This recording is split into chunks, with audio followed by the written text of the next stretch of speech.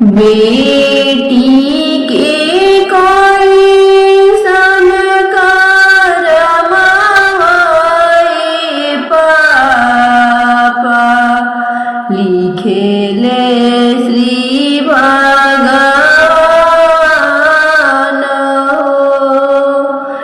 बेटी के कोई संस्कार माए पापा लिखेले श्री भगवान चुटकी भर से नूरा लगते पापा कई देला सबसे वीरान चुटकी भर सिंदूर लगते पापा कोई देला सबसे वीरान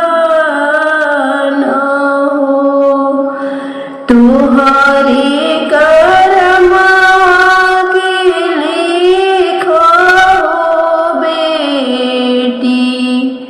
लिखेले श्री भगवान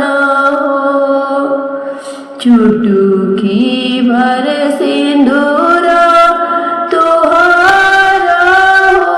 बेटी उहे बनी है तोहरे सुहाग सब दिन में सब दिन घर में रखलाए पापा बेटी तू सहे जाहो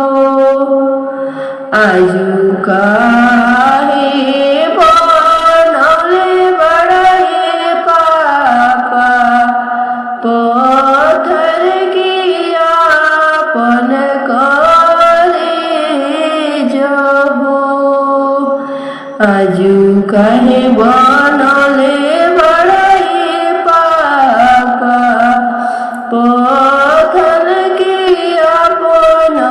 करे जहो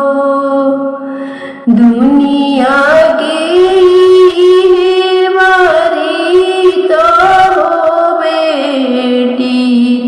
देख चली आवेला हो पापा के घर जनमते हो बेटी होई जाली पाहुन हो पापा के